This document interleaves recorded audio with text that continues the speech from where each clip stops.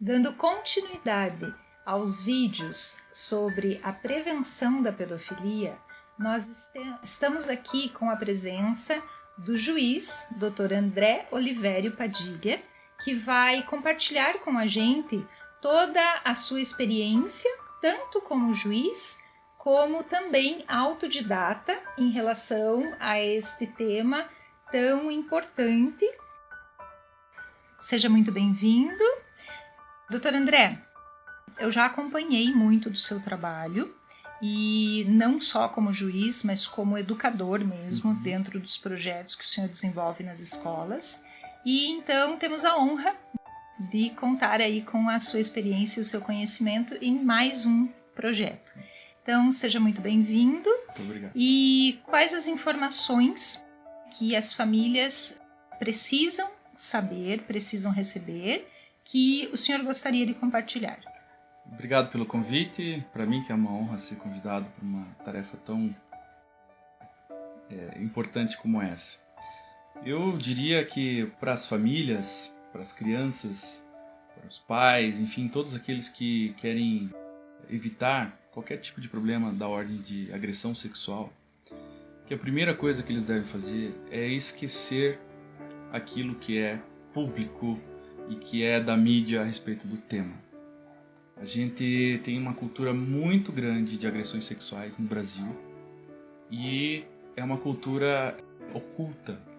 Ela é ocultada porque a visão que se tem de agressores sexuais, estupradores, pedófilos, são de estereótipos que tem na mídia.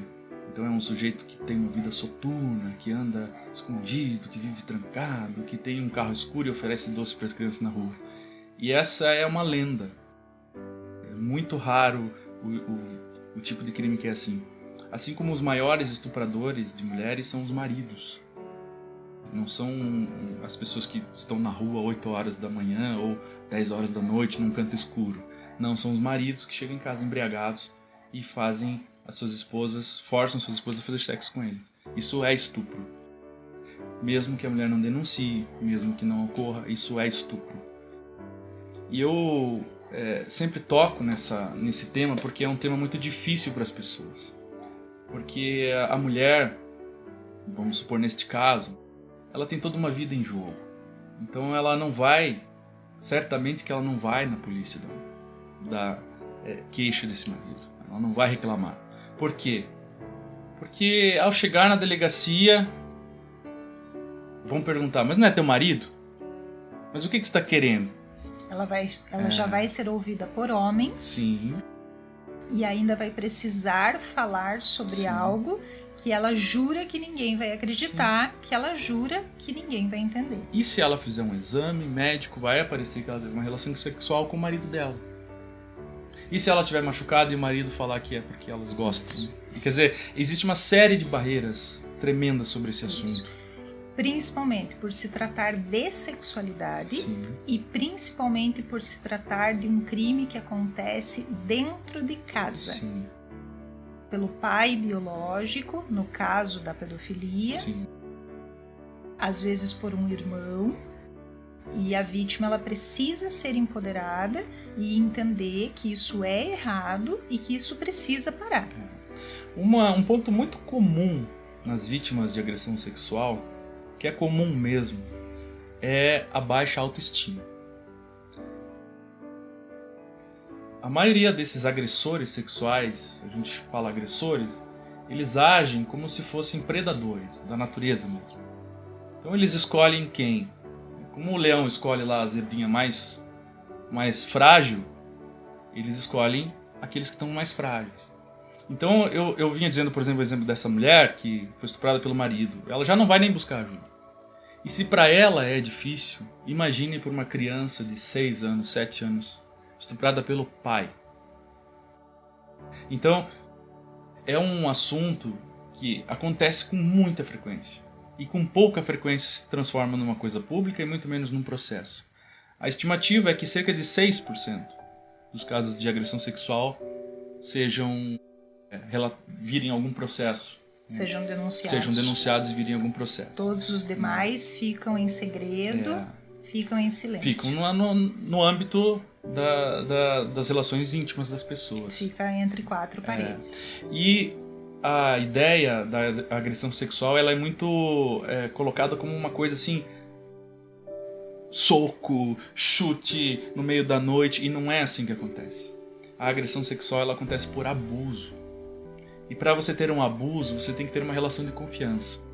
Então, é importantíssimo que as pessoas saibam que é essa conjunção de uma pessoa, de uma criança com uma baixa autoestima e de um agressor que tem grande confiança. A pergunta que eu sempre gosto de fazer para as pessoas é a seguinte: imaginem que o seu parente mais próximo, seu pai, se alguém chegar na sua casa e dizer, olha, seu pai é um pedófilo, qual vai ser a sua reação? Você imediatamente, como 99% das pessoas, dirá, não é possível, meu pai é querido, meu pai vai na igreja, meu pai vai isso. E ao fazer isso, você já estará protegendo ele se ele for um pedófilo. A questão é que você não deve desconfiar ou achar que todo mundo é pedófilo. Não é isso que eu estou querendo dizer.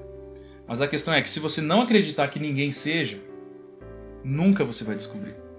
Ou seja, os sinais vão aflorar Sim. nos teus olhos, na tua rotina, mas na tua alma você vai negar, você vai não querer ouvir o apelo. Num dos vídeos eu relatei sobre aquela brincadeira de o último que chegar é a mulher do padre. Ou seja, nas brincadeiras já estava tentando se delatar, mas essa surdez social faz com que a gente... Eu finjo que não vejo e você finge que não faz. Então, no mínimo, quebrando o pacto de silêncio, a gente já começa pelo menos a reconhecer que existe, é real e precisamos estar atentos. É que as mães, em geral, todos nós, como humanos, nós não queremos esperar o mal do próximo. É uma conduta humana. No entanto, a questão não é que você imputar o mal a outras pessoas, mas estatisticamente você vai ver que pedófilos, quem são pedófilos? São pessoas que têm uma religião, que vão na igreja. Se não são ministros da igreja, seja ela qual for a religião. E aí tem que ser claro, que não é só pastor da Igreja Católica. A Igreja Católica tem essa questão com o celibato, então ela acabou se tornando o alvo de denúncias, mas há muitos pastores, há vários, técnicos de futebol, líderes de escoteiro, psicólogos, médicos, professores. Eu expliquei que não é, no caso, não é o padre que vira pedófilo, é o pedófilo que vira padre. Ele vai planejar a sua atuação e buscar uma profissão, um ambiente que lhe dê poder sobre a criança, sobre o jovem. Mas a maioria dos pedófilos ainda não é em razão de profissões, são pai.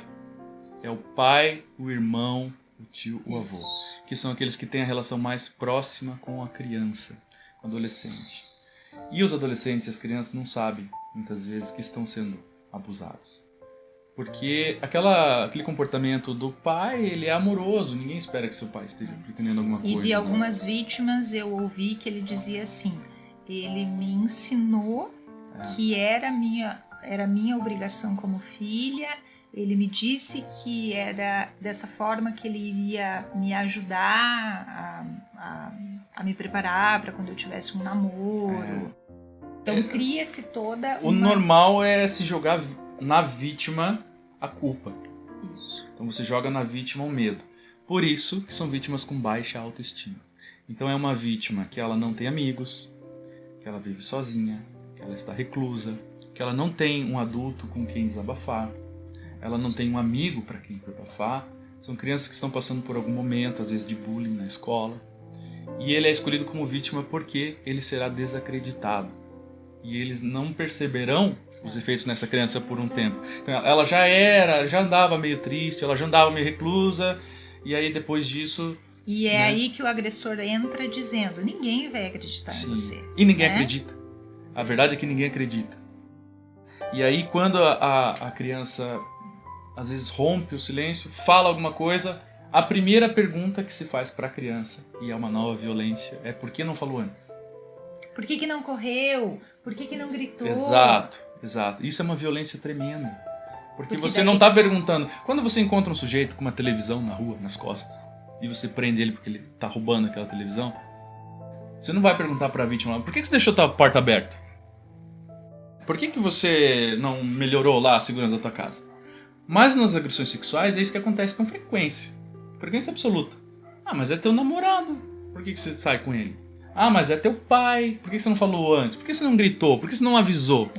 A verdade é que são pessoas que estão com um problema psicológico de baixa autoestima e são escolhidas por isso, né? E a cada vez que o pedófilo, o agressor sexual, ele sai ileso de uma agressão que ele fez, ele planeja a próxima de uma maneira maior, em que ele tenha mais satisfação e de uma maneira que ele continue saindo impune.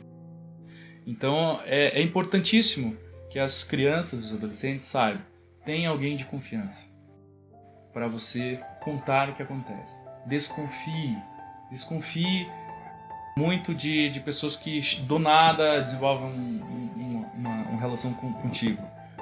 Relações que você tem que estar sempre separada de alguém, num momento assim individual. Isso, ou seja, reforçando as informações. Carinho de verdade acontece na frente dos adultos. Sim. E amigo de verdade não pede segredo. Porque se pede segredo, sabe que está fazendo errado. Eu tenho um filho de 6 anos e que eu digo isso para ele. Filho, o dia que você precisar esconder uma coisa de mim, essa coisa está errada. Não interessa o que for. Ele tem 6 anos. Então, assim, por que eu falo isso com 6 anos para ele? Porque não vai adiantar eu falar com 15, depois que ele já tiver sido abusado por alguém. Doutor André, então, para finalizar, nós gostaríamos que o senhor pudesse estar compartilhando com a gente qual é mais ou menos o perfil do agressor para que as famílias possam estar cada vez mais atentas. E o senhor trouxe também um material que vai ser importante estar divulgando. Esse livro chama-se Predadores, Pedófilos, Estupradores e Outros Agressores Sexuais, Quem São, Como Agem e Como Podemos Proteger a Nós Mesmos e aos Nossos Filhos. O título de estudo é uma psicóloga que passou 30 anos com os estupradores, predadores sexuais, psicopatas em geral. E eu vou depois passar para você os dados. É um livro que mudou a minha vida, tanto profissional como pessoal. Recomendo fortemente a leitura. E é dele que eu tiro a maioria das informações também. O perfil do agressor envolve uma pessoa extremamente comunicativa, carinhosa, descolada, lida muito bem com crianças em geral. Estou falando agora dos pedófilos, para os adolescentes e crianças. E geralmente está envolvido em grupos de crianças. Então são líderes de grupos de jovens, de escoteiro, professores, professores de educação física, padres, pastores, enfim. E eles justamente camuflam a sua preferência porque eles lidam demais bem com os demais não agredidos, vamos dizer assim. Dentre um universo de 100, 200 crianças, eles escolhem 2 ou 3 para praticar seus atos. E por eles serem tão bons e tão bem-quistos por todo mundo, imediatamente ficam invisíveis nesse universo. É uma questão de oportunidade. Não é uma questão... Nenhum pedófilo age assim de forma agressiva no ponto de vista de abrir uma porta de uma van, pegar uma criança pelos cabelos e puxar. Existe esse tipo, mas esse tipo é extremamente raro. O que mais existe é uma relação de 6 meses, de 1 ano, em que vai criando uma confiança, vão tendo segredos e aí se praticam atos até usando a curiosidade da criança. Porque em alguns momentos da vida você tem fase de desenvolvimento sexual. Então lá por volta dos 8 anos, 10 anos, existe uma curiosidade. E não é exatamente uma questão sexual, mas é descobrir seu corpo. Então o pedófilo usa isso, tipo, vamos lá, quero ver o que é, já nasceu pelo aí. E aí, se você contar pra tua mãe, vai dar problema. Então você começa a jogar com a vítima. Por isso que as vítimas de abuso sexual têm um padrão muito comum também, que é de reclusão ficarem prostradas, ou seja, tristes, abaladas, quietas.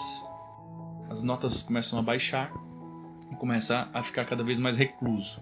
E isso gera mais atividade do agressor. Sempre. Então é uma espiral para baixo. E esse padrão é muito comum também entre os pais e filhos. Os pais começam com uma atitude e aquela atitude vai aumentando e vai aumentando e vai aumentando até culminar num ato sexual, num ato libidinoso. Então é uma questão de oportunidade. Então para se evitar, é melhor não dar oportunidade. Mas não quer dizer, então eu não vou deixar nunca mais a minha filha com o pai dela sozinho. Não, não é isso. É você saber o que se faz, é você saber o que se conversa, é você acompanhar. É você ir na escola de vez em quando, cumprimentar aquele professor do seu filho, aquela professora, é ir na igreja, é participar do grupo de jovens. Crianças que são atendidas dificilmente são agredidas. E eu acho que dá para fechar com aquela ideia inicial que você trouxe.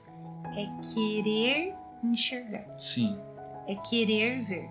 Porque a partir do momento que você alimenta o pacto de cegos no eu finjo que não vejo, você finge que não faz, inicia-se a violência, instala-se a violência e, pior, autorizada. Doutor André, foi uma honra. Muito obrigado por estar disponibilizando todo esse conhecimento e essa experiência para que esse bate-papo, essa conversa possa estar alimentando agora a tua roda de conversa e para que você se torne principalmente multiplicadora de todo esse conhecimento. Agradecemos a atenção de todos, agradecemos a sua presença, a sua participação e bom trabalho a todos.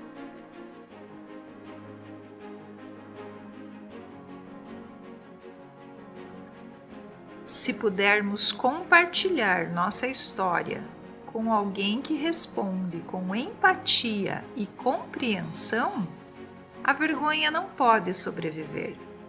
Autora Dawn Watson.